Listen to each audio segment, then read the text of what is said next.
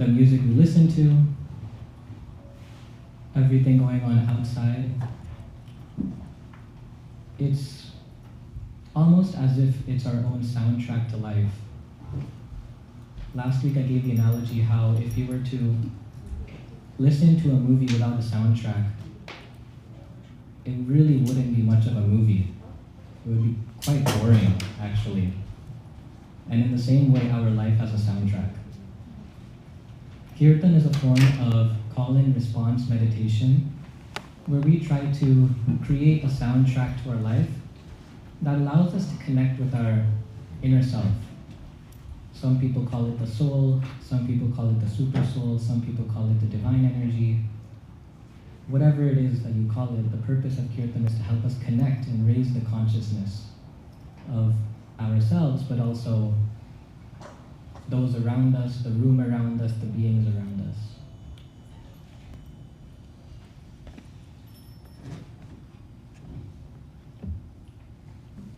So today, before we start, I wanted to start with a quick scene setting. If you would like, you can close your eyes, or you can just listen attentively.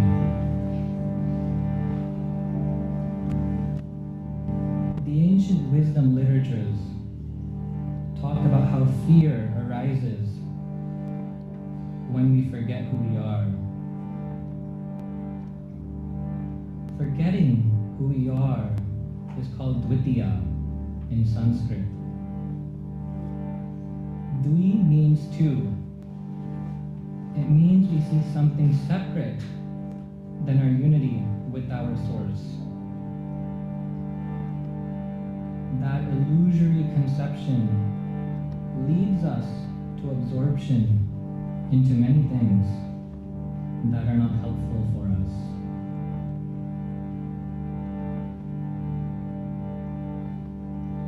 So let us take a moment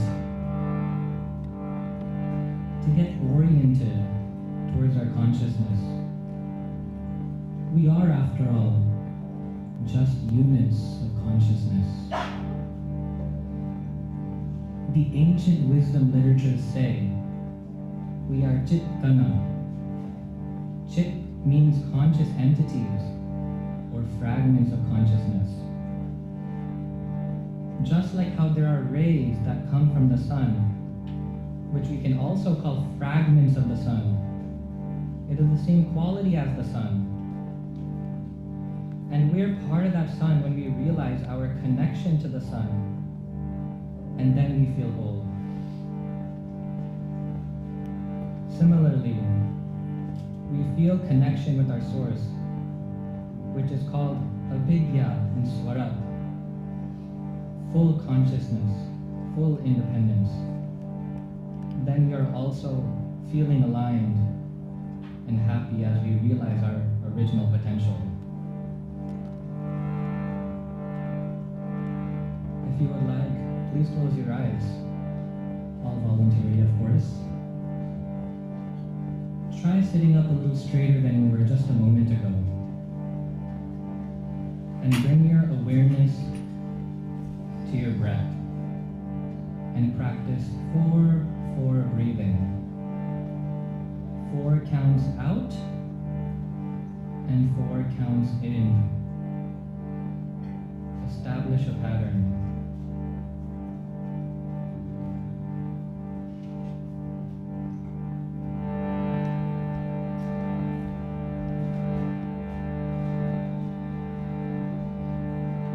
Relax.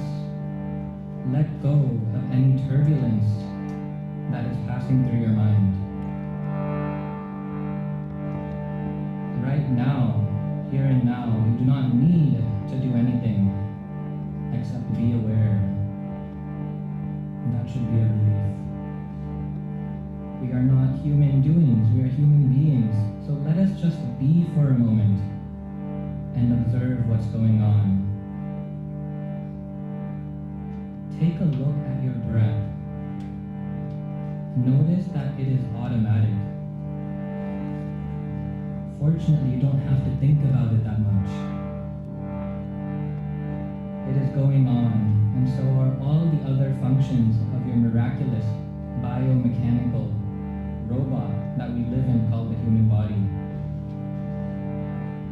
It has got everything you need to look deeply within yourself and see the connection of everything in the world to our source.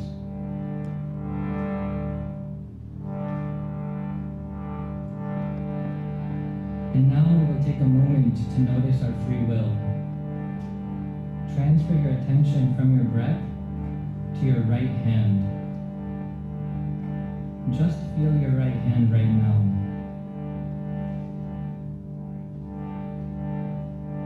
You're in the moment, experiencing that you are in a body. You have a hand that is illuminated by your own consciousness. Transfer that same awareness, your awareness that you have, your free will, and direct it to your navel.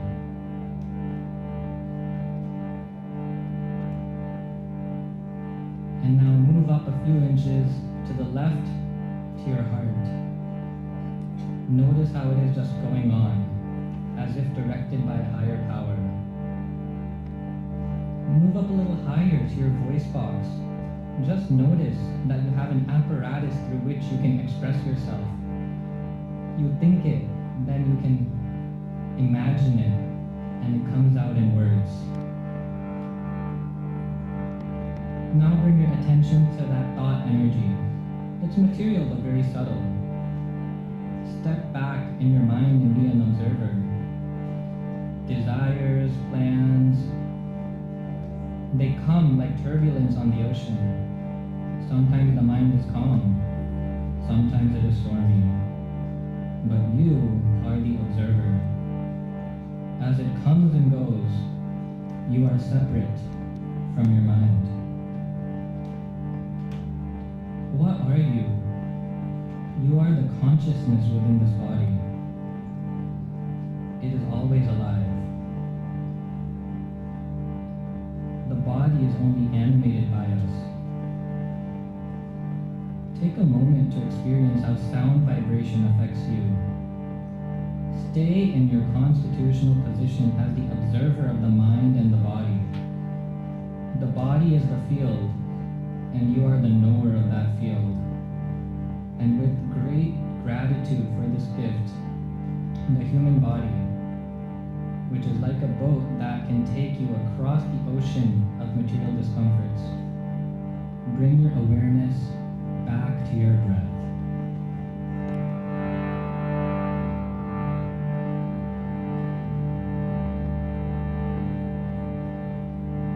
Now please rub your fingers together and then your hands. Wiggle your toes and slowly open your eyes as you come back into the room. To solidify any realizations we had, we'll try some musical mantra meditation. A powerful tool, a powerful ancient tool that yogis in India used to practice to help better connect with inner self, inner happiness, inner peace.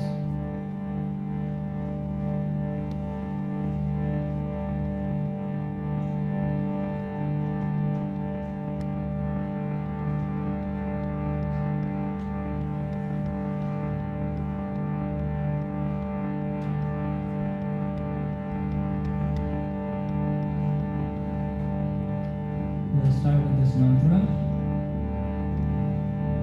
Om Namo Bhagavate Vasudevaya. I invite you all to join in. This is not just a chant, but a collective meditation experience. A spiritual sound journey. As we focus together on hearing the mantra, on saying it aloud, we tune our minds, our breaths, and our heart to one sacred frequency. And in that shared sound, we rise individually and collectively to a space of connection, clarity, and joy. We'll practice one word at a time, and then we will enter our first mantra. You can repeat after me. Om Namo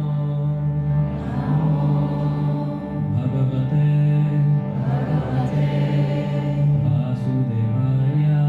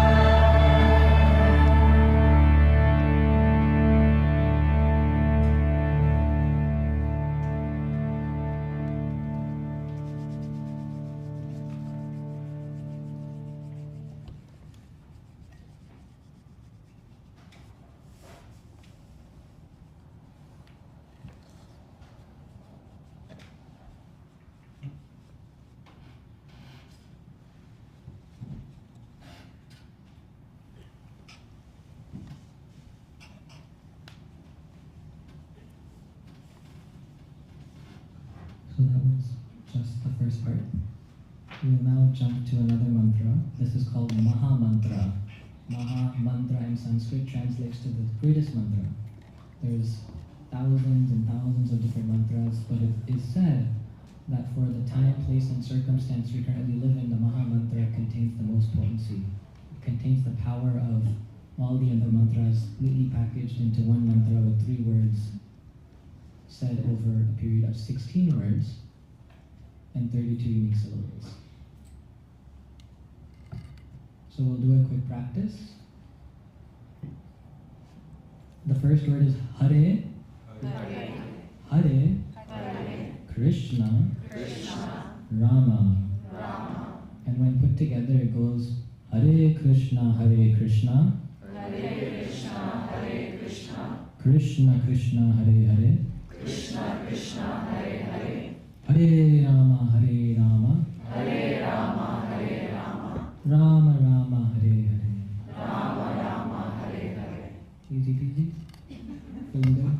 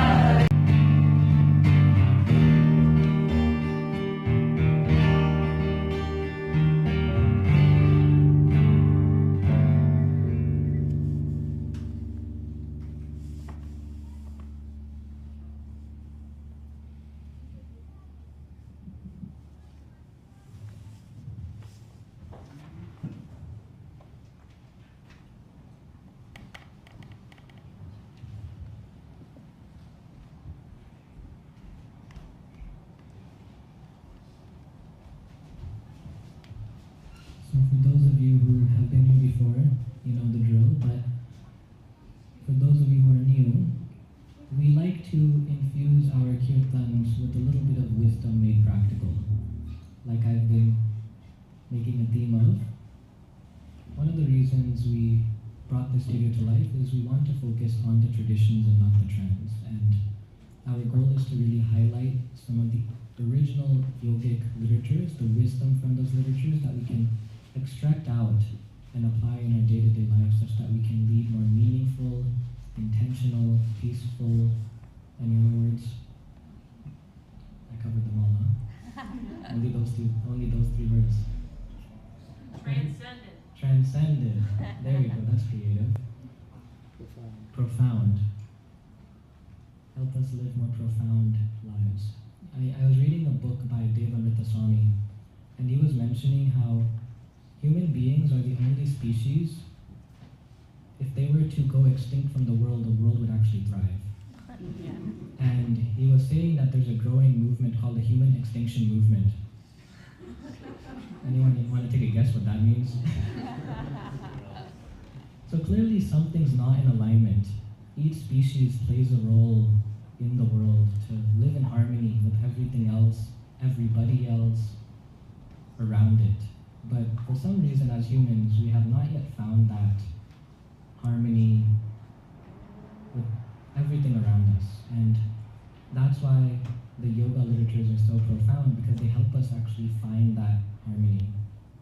So today, we have Nupur joining us to share some Bhakti Yoga wisdom made practical.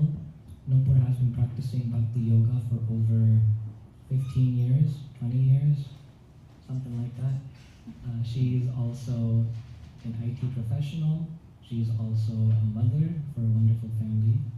And this is always really awkward for me because she is my mother. So heads up, you know, I can definitely advocate for the fact that she has been a wonderful mother, and you know, I don't know how she balances everything she does, from working to taking care of us to what else? Everything else. Yeah. So yeah. That being said, we'll do a quick shuffle and we'll be back in precisely 32 seconds.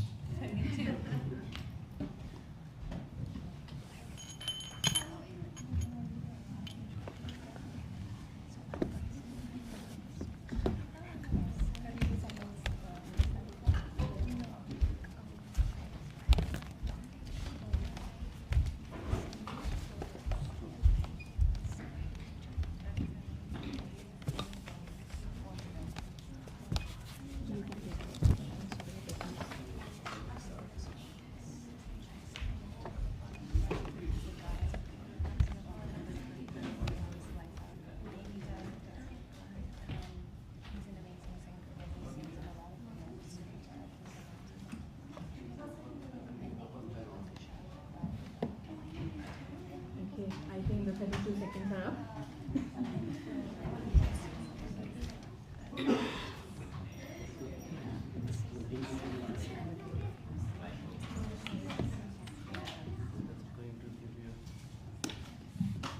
So, you know, seeing you all assembled today reminded me of housewarming.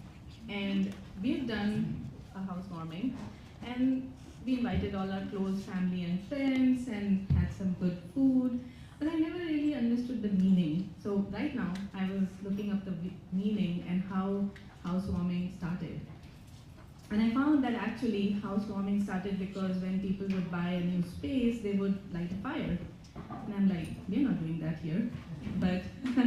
But seeing you all assembled here in a cozy little way, probably giving up a little bit of your personal bubble, makes me think of the fact that it was like housewarming. So thank you. Thank you everyone for coming, and thank you for being a part of our big day. It now becomes your big day as well. So thank you.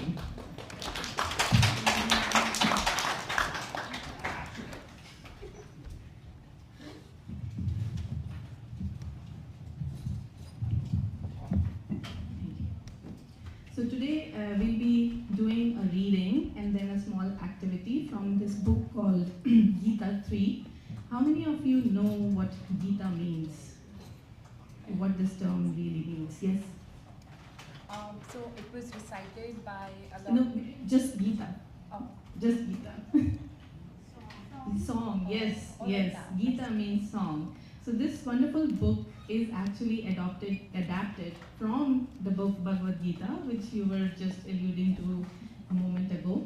And Bhagavad Gita, just like Gita means song, is the song of divinity. It happened between two very, very close friends, and believe it or not, it was on a battlefield. So what were they discussing? What were they singing about? What was the dialogue about? It wasn't about two very close friends talking about love. It wasn't a dialogue between somebody who was in a lot of pain. No, it was none of that. They were actually discussing how the life of, I don't know, 6-7 million people was at stake because a war was just about to begin. And they were discussing what this means, what should be the next step. So it was very, very profound. And the good thing is that because it was a profound discussion, there are a lot of life lessons that came out, which means it's a lot of bountiful for us.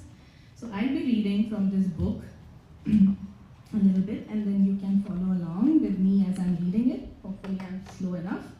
And then we'll do a little activity.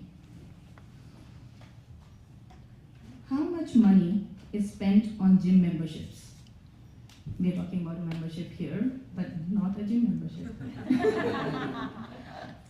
How much time is dedicated to grooming the body? How many elaborate plans are made to invigorate our physical vitality?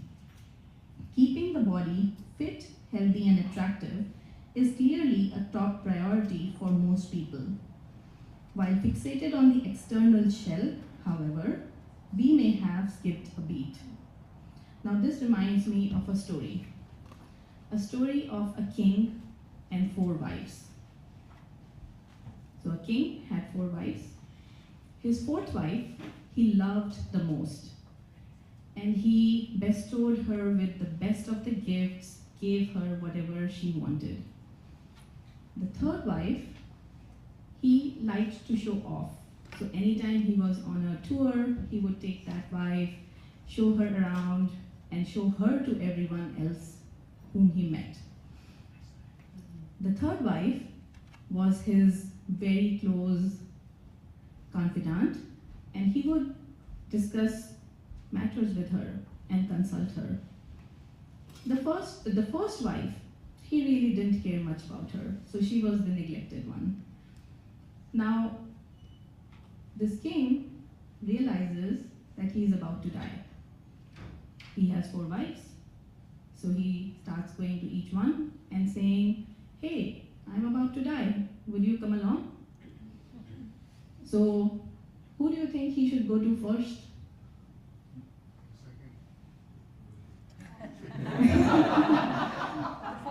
The 4th one. Yeah.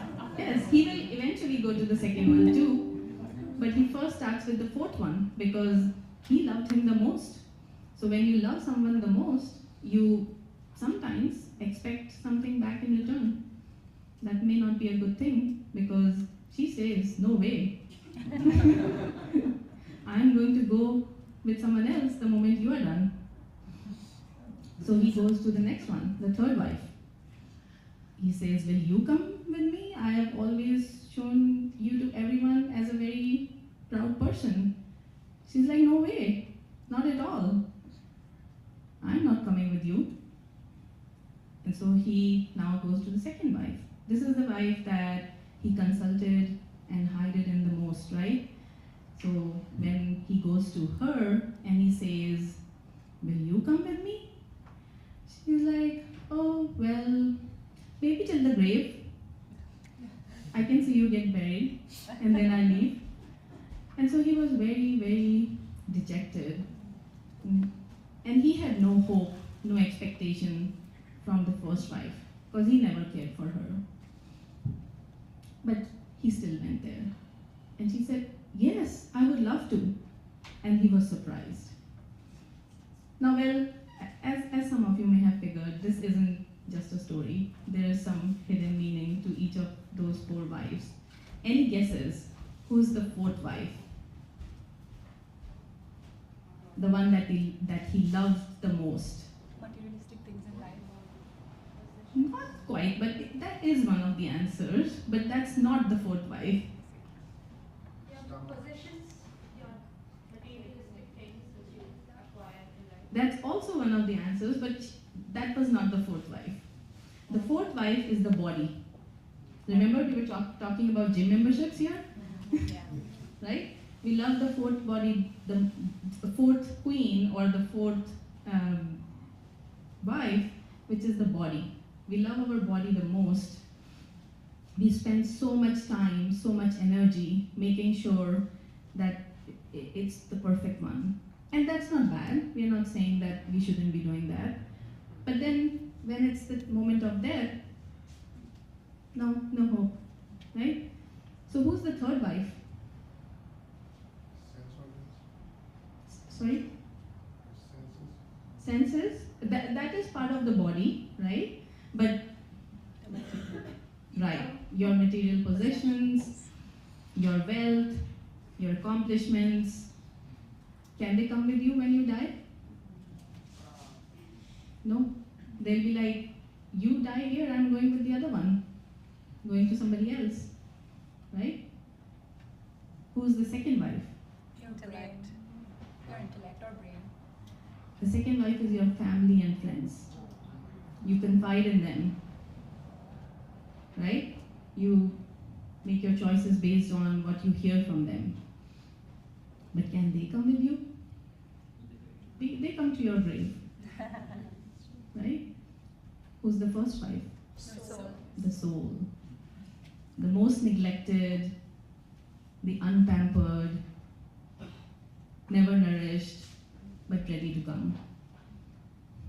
So with that, take a look at your phone, not literally. The screen may be cracked, the battery and the cover ripped, but you're still carrying it and the phone does its job. Imagine that's what's happening. If the operating system crashes, however, the entire gadget becomes defunct. Everything grinds to a halt. Attention to the invisible, intangible, and subtle components of anything is absolutely essential. Thus, a wise person reflects on their life and asks, I am maintaining the hardware of my existence, but what am I doing for the software of my existence? There's no point in a beautiful body minus a beautiful mind, isn't it? So in the book that we were referring to right now, the Bhagavad Gita, in the 2nd chapter, there's a conversation going on between these 2 very close friends, and there is a verse that's spoken. It goes as Bhoga Aishwarya Tyakta Abharta Chetasam. And these words mean that one who is strongly attached and one who is very, very closely attached to sense enjoyment, it's very hard for that person to get absorbed in anything beyond the senses. And the main reason for that is that when you have an itch and you itch that itch, what happens? It itches more. Does it subside? When does it really subside? After it bleeds. And bleeding leads to pain. And that's when we subside, or that's when we stop itching. Similar is the nature of attraction to sense enjoyment. Believe it or not. That's what our scriptures say. Because when we indulge in excessive sense enjoyment, you crave for more and more and more until there's a point of bleeding.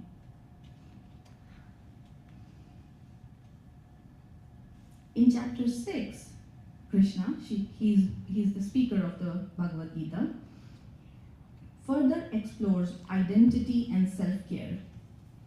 What is our identity? Anybody would like to share? Who are we? Don't give a philosophical answer here.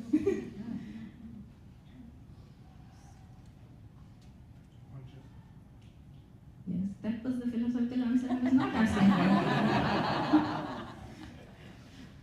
Generally, if we were to be asked this question at work or outside this studio, we would probably say something like, I'm so and so, I'm this many years old, I work at a software, blah blah blah, right? Or I do some X, Y, and Z thing for my living, or I'm not making a living, I'm a homemaker, right? All of those. But truly, is that who you are? No. Because you may be called something else by somebody who loves you. You may tomorrow change your profession and be somebody else. So that is not our true identity. So what is our true identity? Somebody said consciousness. Yes, but our consciousness also gets impacted by what's external. We'll keep reading, we'll find the answer. As spiritual beings, particles of consciousness, we possess two bodies, gross and subtle. The gross comprises of the visible frame, while the subtle consists of the invisible mind, intelligence, and ego. The subtle body acts as an interface between the spirit and the gross. Now tell me, in terms of what we know today, what is the difference between intelligence and mind? We have heard these terms. What is it? What's the difference? What's the function of one versus the other? Intelligence is like for problem solving? Yes, yes. And then mind? Yes, I see a hand back there. Mind is to mind our senses, and intelligence is to discriminate between what is good and what is bad. Yeah, kind of. I'll give an example. Generally, a mother likes to discipline the child, and hopefully the child listens, but sometimes not. So, a mother's role is to help the child understand what's right, what's wrong, what should be done, what should not be done. That's intelligence. Who's the child? Supposedly, the mind. But many a times, mind is rebellious, doesn't want to listen to the intelligence, the mother, does its own things, then runs into problems, right? And the more it runs into problems, the more it doesn't want to confess to the mind, to the intelligence, the mother, that things are berserk. It keeps going more and more berserk. So here, now I can talk about the topic that I was reading from. Train your body, train your mind. That's what we are doing. As spiritual beings, if we are able to appropriately harness the mind, it acts as a friend which supports and empowers us in a progressive journey of life. If not, the mind can deviate, discourage, and damage us.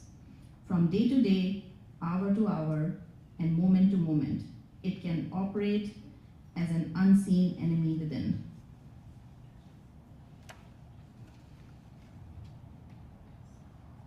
Think of examples where your mind has acted as a friend. And think of examples where your mind has acted as an enemy.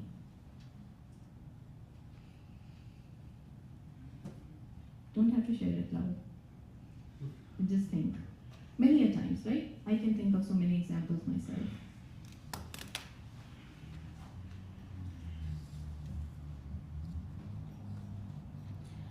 So the question arises is, how do we make our intelligence stronger?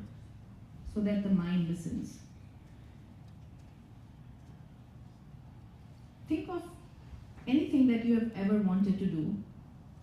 What do you have to do enough of so that mind somewhat listens? Yes, practice is one, but before practicing, what is needed? Patience. Knowledge, patience. Presence. Sorry? Presence. Presence, right? Somebody may be trying to speak something. If you're not present, you're not going to get the knowledge. If you don't patiently listen, you're not going to get the knowledge. But with enough knowledge, hopefully you can build some muscle to practice. You may fail many a times, you may stumble many a times, but as long as the presence is there, the awareness is there, hopefully you keep course correcting, and then you can one day transcend that problem with knowledge. So even before we get to practicing, we need the knowledge. So we make our intelligence stronger by getting knowledge about whatever subject matter it may be, right? Everyone can appreciate that we need steadiness of mind. When Arjuna, this is the other friend that Krishna was speaking to, a consummate warrior of unparalleled strength, confesses that controlling the mind is more difficult than controlling the wind. So Arjuna was a warrior and he was an archer.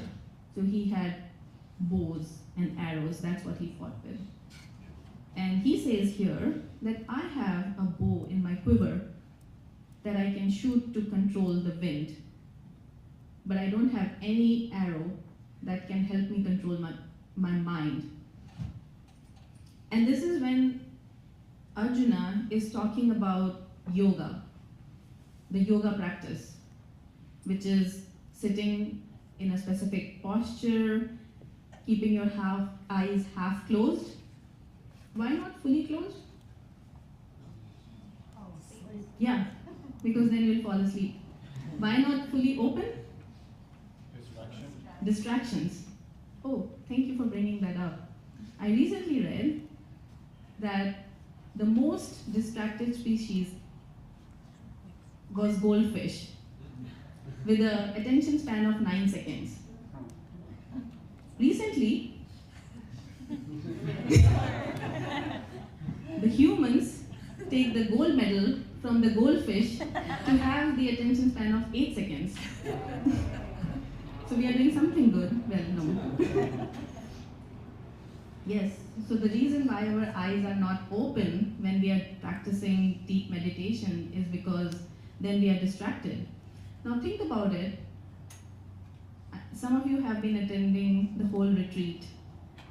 How hard or easy has it been for you to sit in one position for maybe just an hour?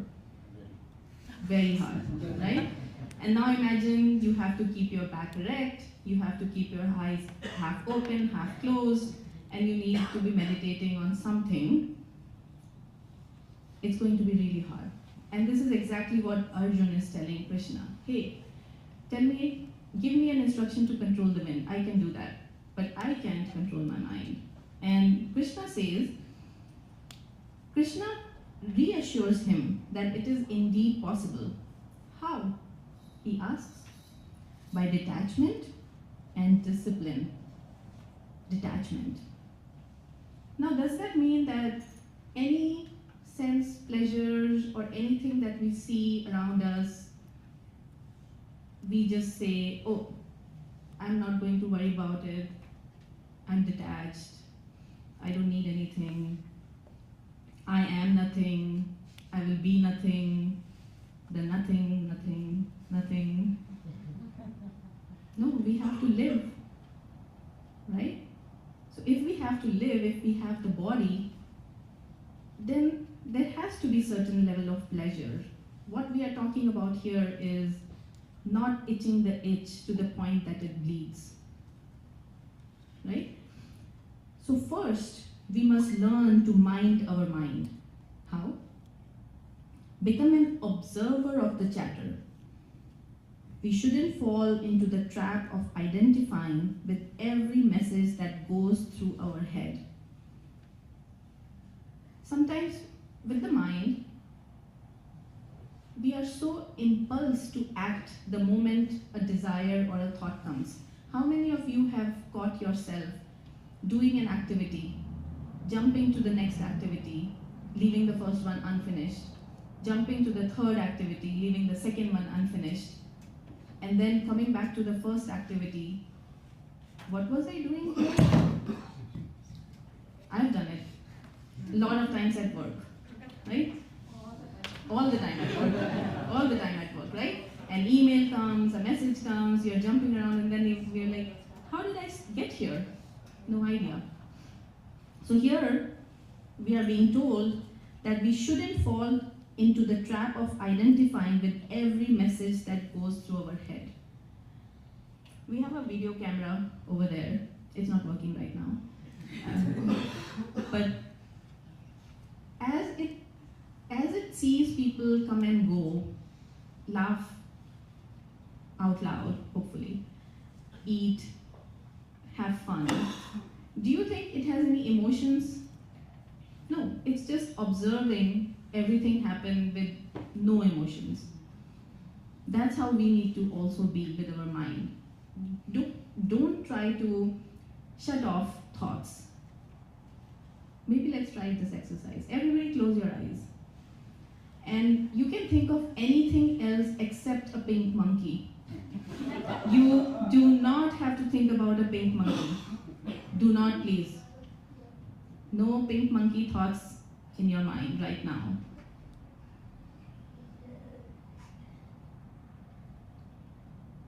Do not even imagine it jumping from one branch to the other.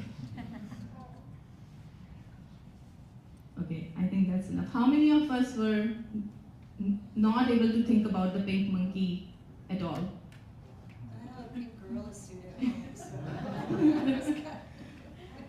It's very tough because when we tell our mind to not do something, it just does exactly that. So we have to learn to just become an observer to the thoughts of the mind.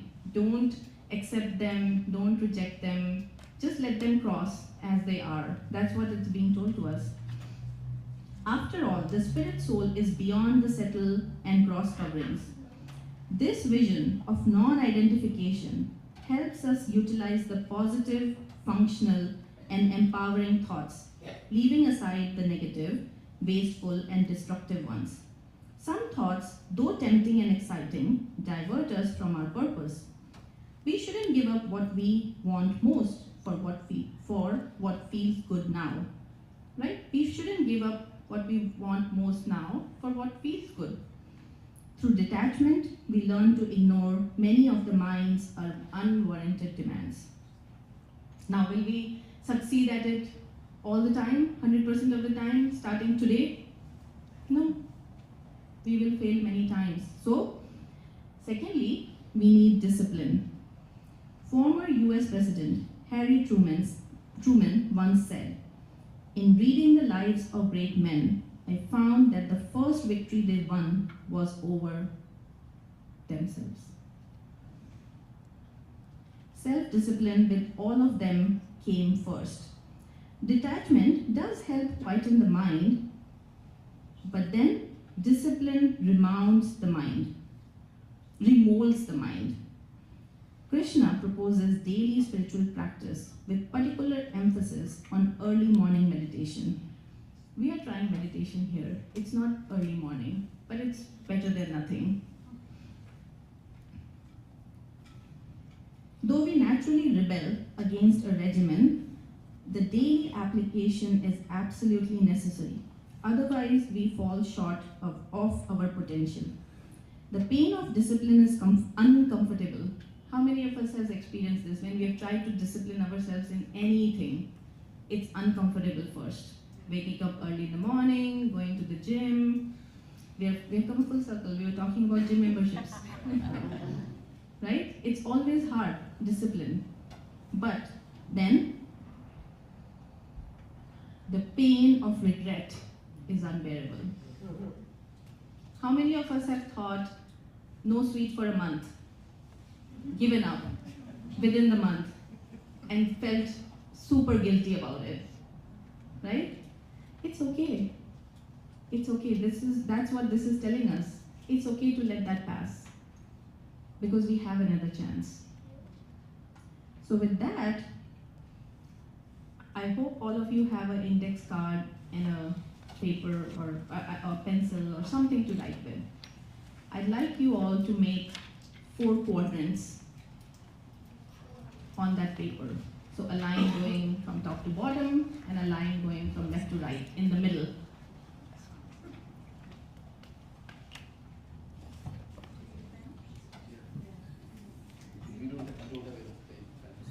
No, we'll have it in the art.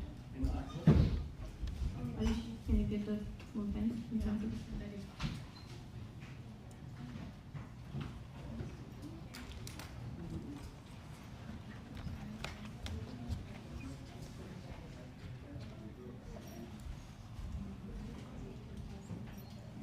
So we are going to be making a grid of thoughts. So in the top left portion of the grid, and you can turn your index card any way you like right now, we'll write functional. In the top right, we'll write positive, bottom right, negative, and bottom left, wasteful. So everybody at this point should have a grid with 4 quadrants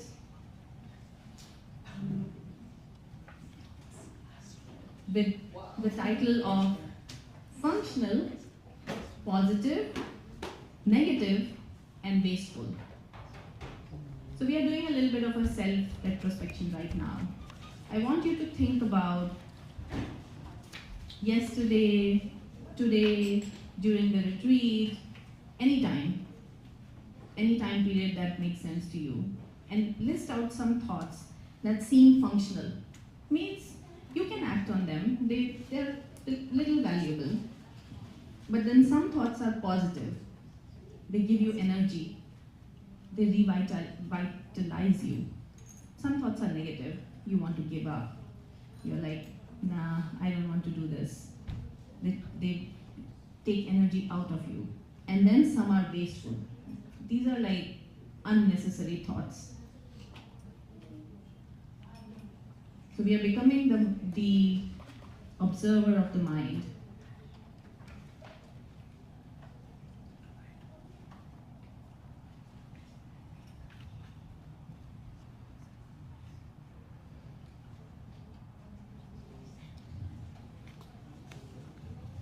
This can be a hard exercise because we have not trained ourselves to be the observer of the mind.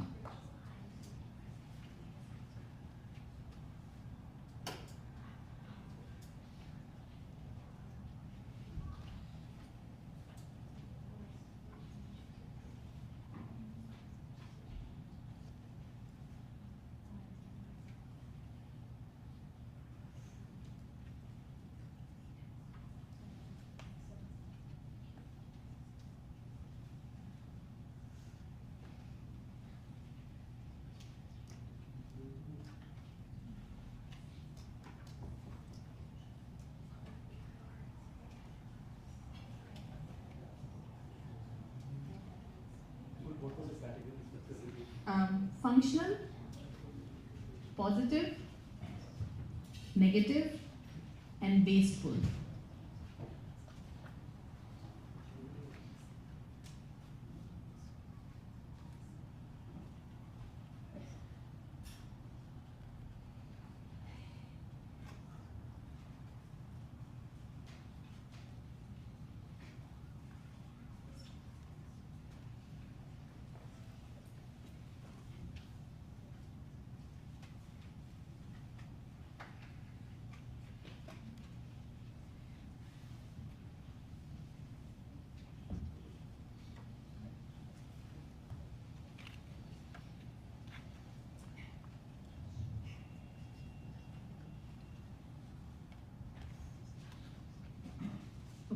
more seconds.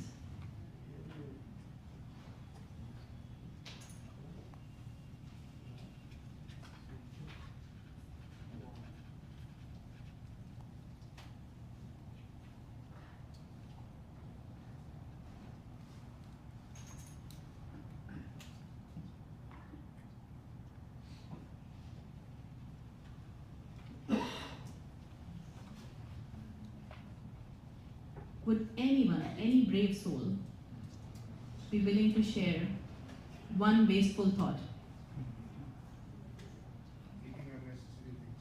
Eating unnecessary things, yes. Perfect, thank you for sharing that. Any negative thoughts?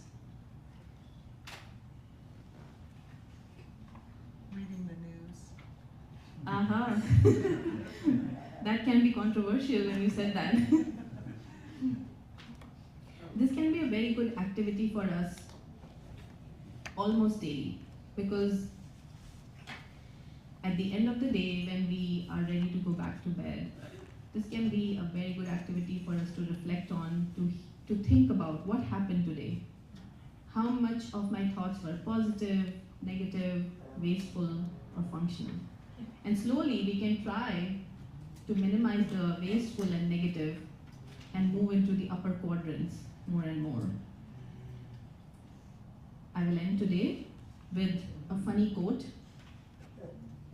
Most of the times, we cannot make up our mind. When we do, our mind keeps changing. I changed my mind. Right? So many times I've heard my kids say that. I changed my mind. Okay. And when the times are challenging, we lose our mind. Thank you everyone for your attention and for your time today. I hope it is good use of your time. I will hand it back to Ian to continue and announce the rest of the program. Thank you. Thank you.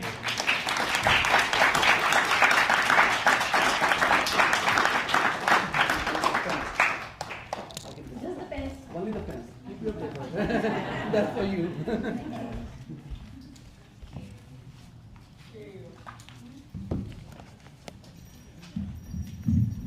I will ask those of you who know you're supposed to be up here to come back up here.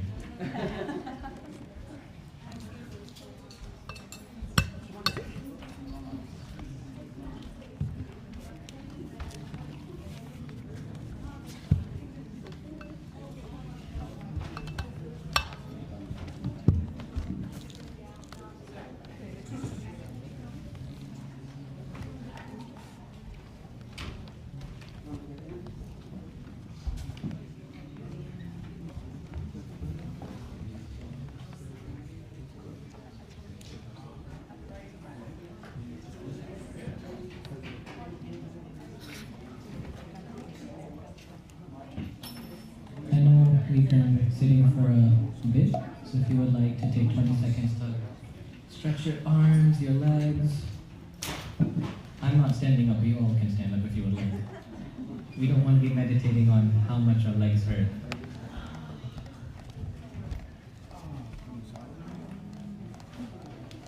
Comfortable doing like a flute solo? You're comfortable doing like a flute solo? Functional thought. Well, you've done it before. It's so good, yeah. Once, come on. Not prepared.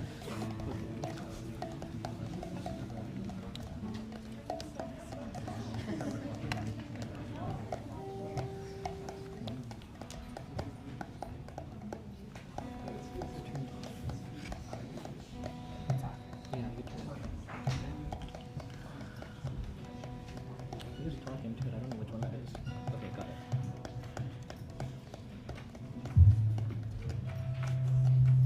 And if you would like to have tea, I can bring it to you. Just raise your hand if you want.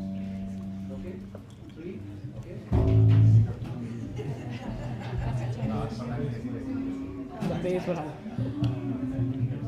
Oh, yeah, no, it's 13. Volunteer.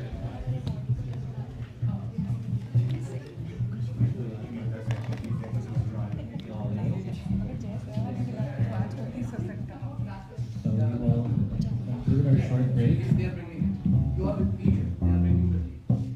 We'll get a tray full of tea. So we have 2 more kirtans to go, but hopefully the last one will make it all worth it. So if you're comfortable and you're okay with it, you can take a seat or you can stand if you would like. That's also okay. And we will dive into our second kirtan. Third.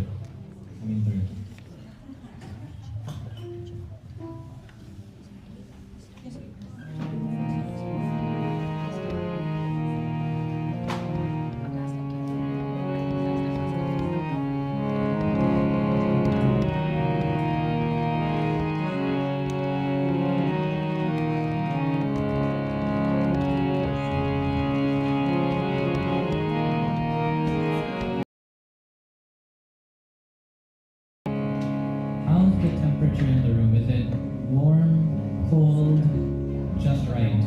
Just right.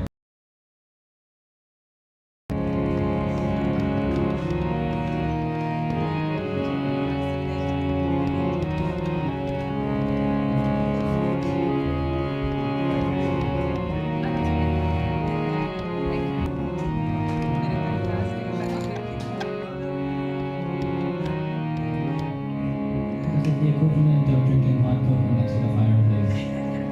This lines up perfectly because this next kirtan is quite meditative.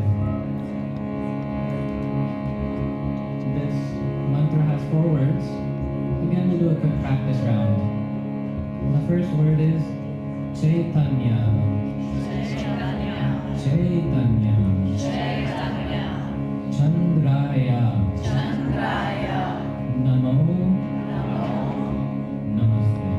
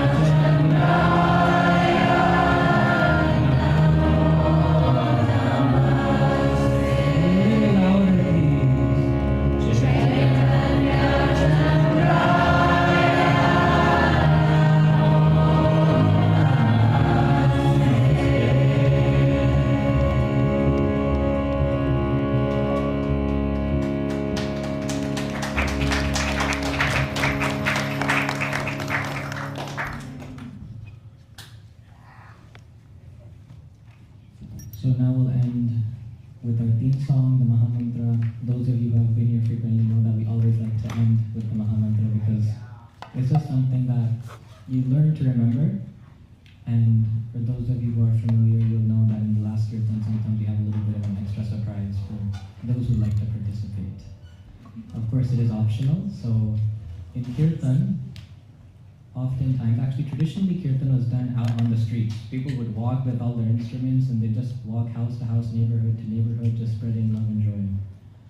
So in that same way, sometimes in kirtan, if you feel like it, you can stand up, dance, groove to the music, whatever you feel like.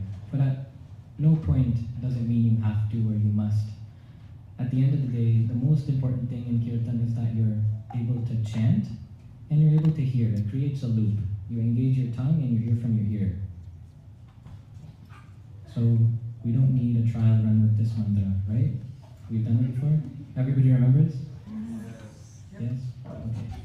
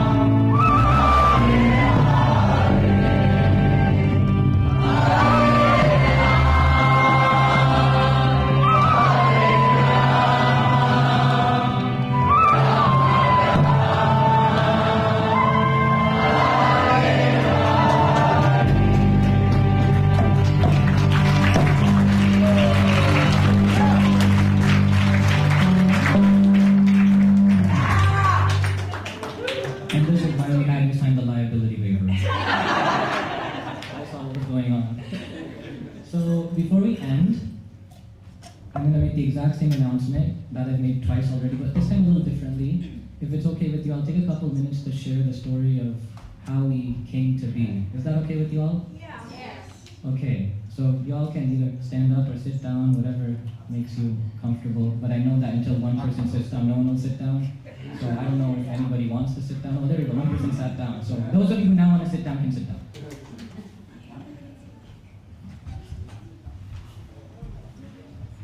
So what is Bhakti Studio? What is Bhakti Studio? So I wanted to do some storytelling. So the Bhakti Studio originally, or actually Mantra House still exists. How many of you have heard about Mantra House? Yes, many of you. So it started back at the UW as Bhakti Yoga Club. And as part of Bhakti Yoga Club, we would do many events like this. You can see, you can't see my cursor. You can see in the top 2 pictures, we do small programs for students. However, one day we had the idea that let's try to do an event for everybody in Seattle, everybody in Washington. And that came to be these 2 events down here. Did any of you actually come to any of these Kirtan events? Oh, wow. Some old folks. So nice that you guys have stuck around. So we did it in like a theater. And a theater, as you can probably now guess, wasn't the best place to do something like this. But that's the only venue we got.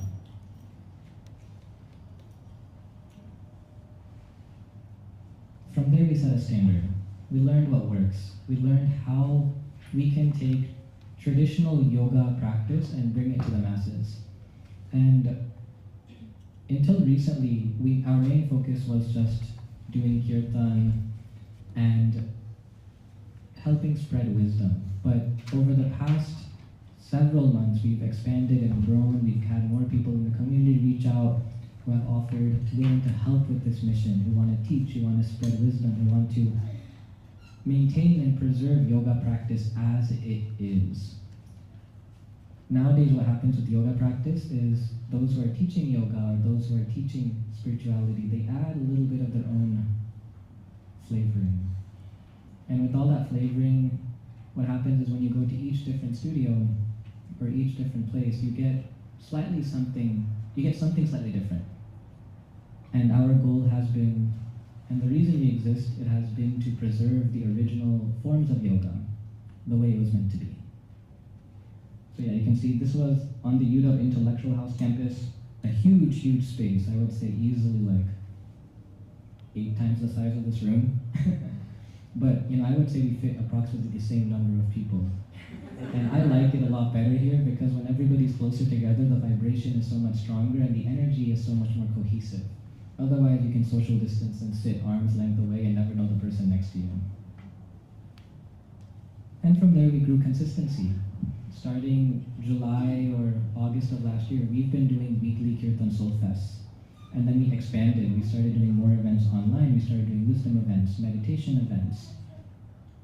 I don't know what else we've done. Yoga events, many, many different types of events. And that has led us to the realization that the need for holistic wellness was evident. That people were looking for something a little bit more. A little bit more than just going into a studio and making the tree pose and almost falling over, to me. Rooted in tradition, not trends. So that brought us to the idea of creating Seattle's first volunteer-powered 501c3 wellness community, for the community, by the community. It's a little cliche, but I think it's truly magical when it is done in that format, because it creates a loving community, a loving family where everybody's rooted in the same mission. So, what to expect?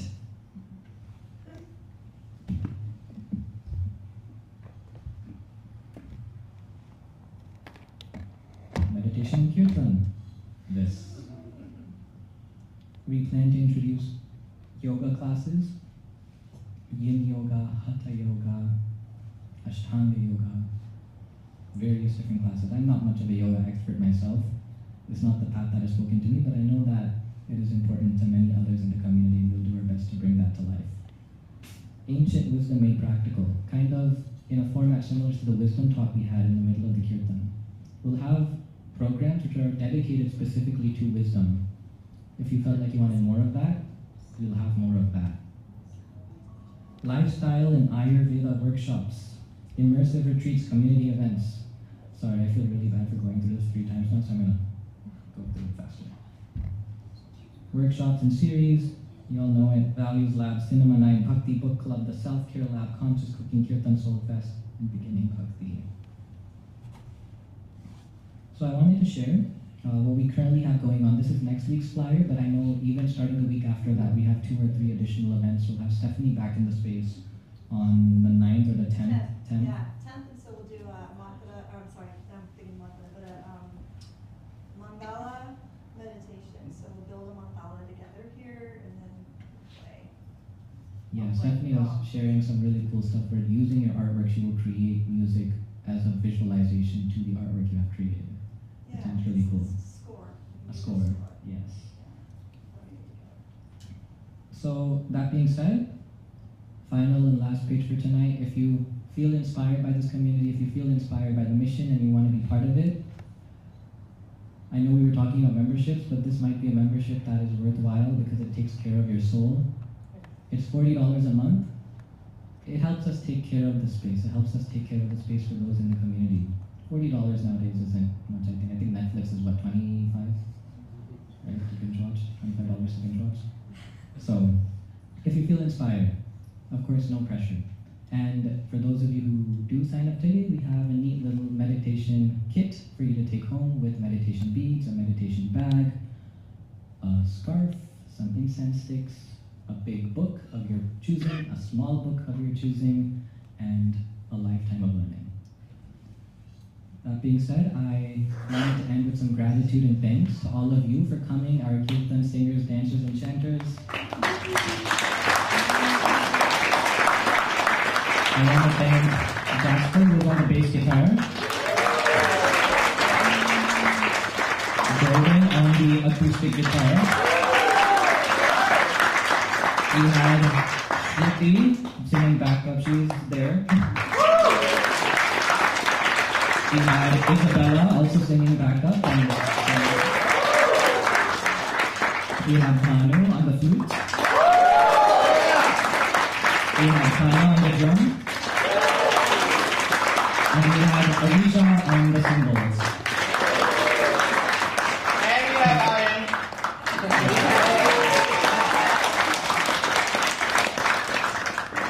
Thank you so much, everybody. Please drop us a follow on social media at Bhakti Studio Seattle, and you can scan the QR code to join our WhatsApp community. We're working on actually figuring out how to make a community. It's just not letting me, so this is just a group for now, but we'll get it there someday. So scan that QR code. Thank you so much, everybody, from the bottom of my heart for making this day so special. And we look forward to continuing this journey with all of you.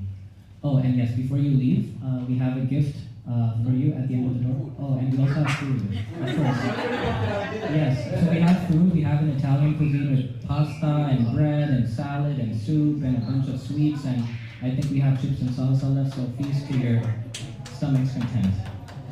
Thank you, Gym can happen tomorrow. Gym can happen tomorrow.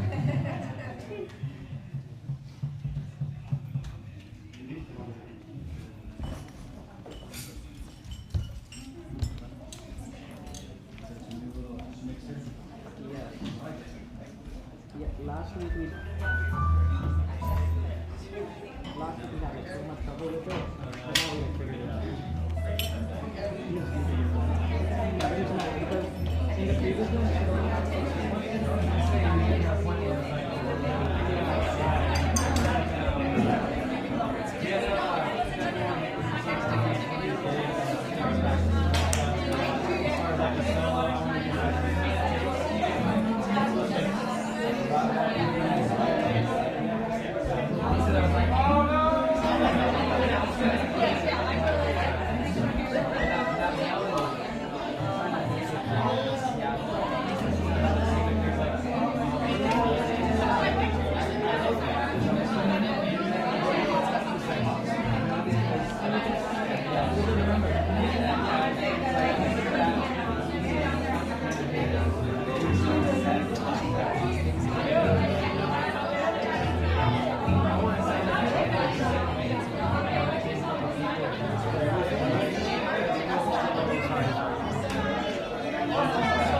So real quick, a quick announcement. So because we're in a small space, there's also logistics to get food.